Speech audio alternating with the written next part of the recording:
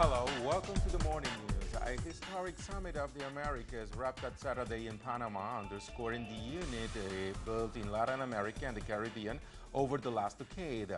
The summit closed without a final declaration due to the objection of Canada and the U.S.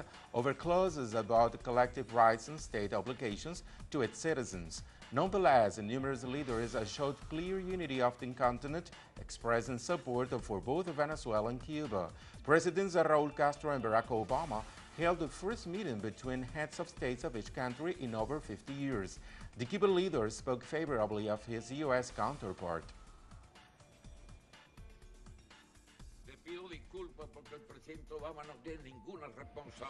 President Obama does not bear any of the responsibility of the 10 presidents before him.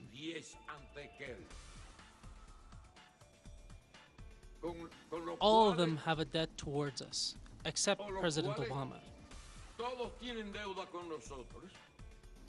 In my opinion, President Obama is an honest man. Venezuelan President Nicolas Maduro also held a closed-door meeting with Obama. The Bolivarian leader said that he made it clear to the U.S. president that the South American country wants peace.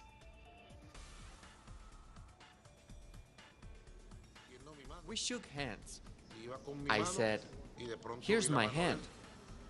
I held it out and then saw his hand, and I shook it with warmth. I told him, "President Obama, I am not an enemy of the United States, nor are my people, nor was our commander Chavez. We are vehement and passionate revolutionaries, and we want to build peace."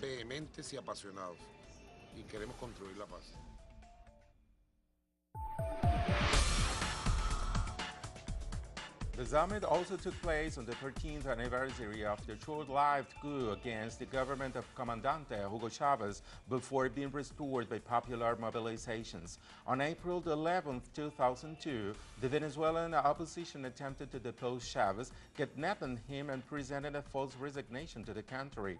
The right-wing elements then appointed to Pedro Carmona, the leader of the country's Business Federation, as president, abolishing the constitution and all democratic institutions. Venezuelans began filling the streets to demand the return of Chavez, who was rescued within 48 hours by loyal military officers and restored as president.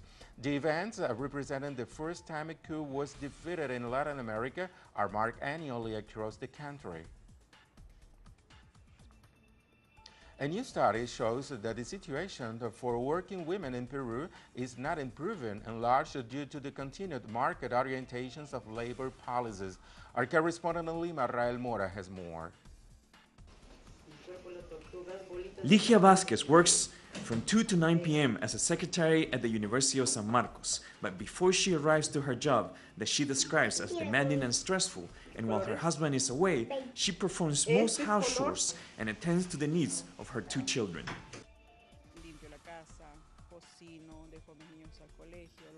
I clean the house, cook, take my kids to school, pick them up, and then I have to get ready for work, get to work on time, start my work, because clients are demanding their applications on a daily basis, and we have to attend them.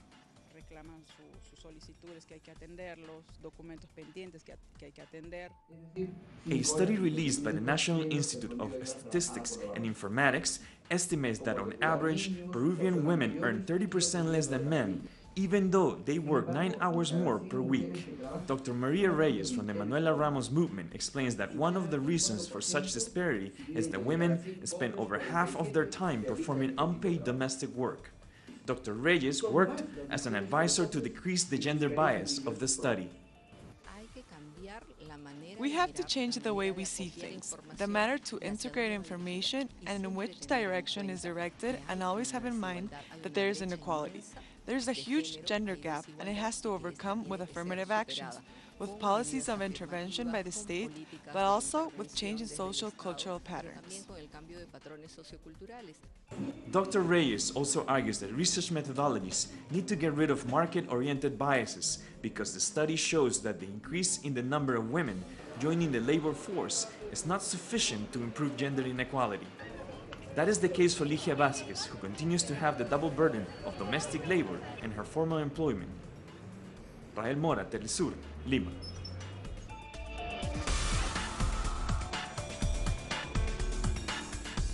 With campaigning for the 2016 US presidential elections underway, a former Secretary of State officially launched her candidacy for the Democratic nomination.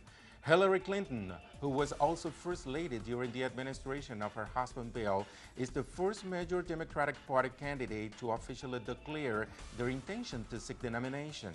The 67-year-old lawyer ran for the ticket in 2008, losing to Barack Obama, who eventually went on to win the election.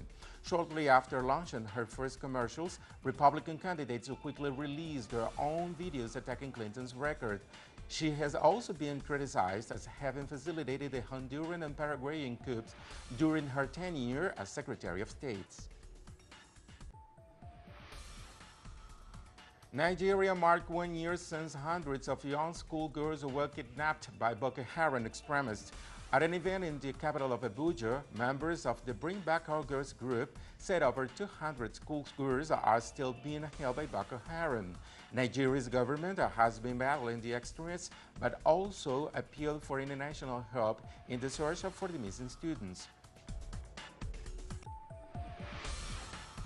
The United Nations is continuing the search for shelters for civilians fleeing Yarmouk camp after it was besieged by the so-called Islamic State.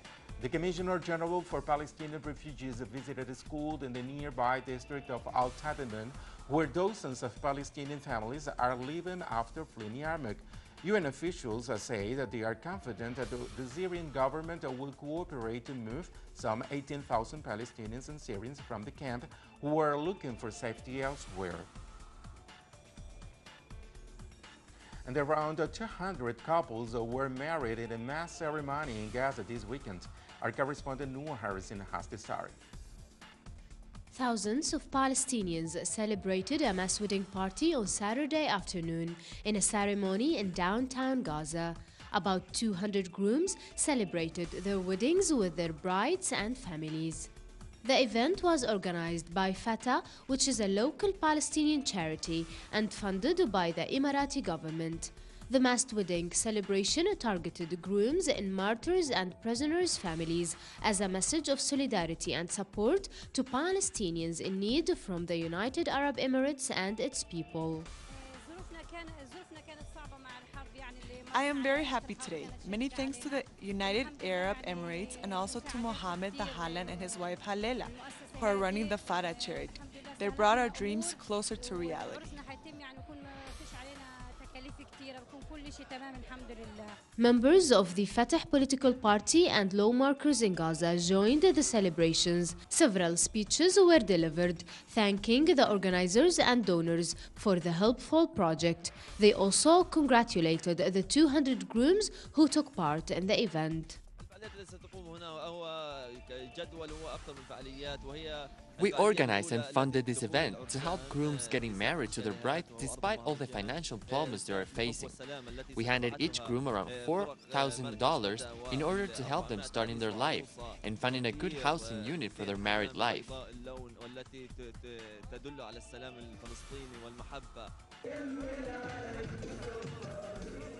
Singing traditional Palestinian songs and dancing the most famous Palestinian dance of Dabka, both the grooms and brides expressed their happiness and relief for the project. They said that without the project's support, they would not have been able to get married this year.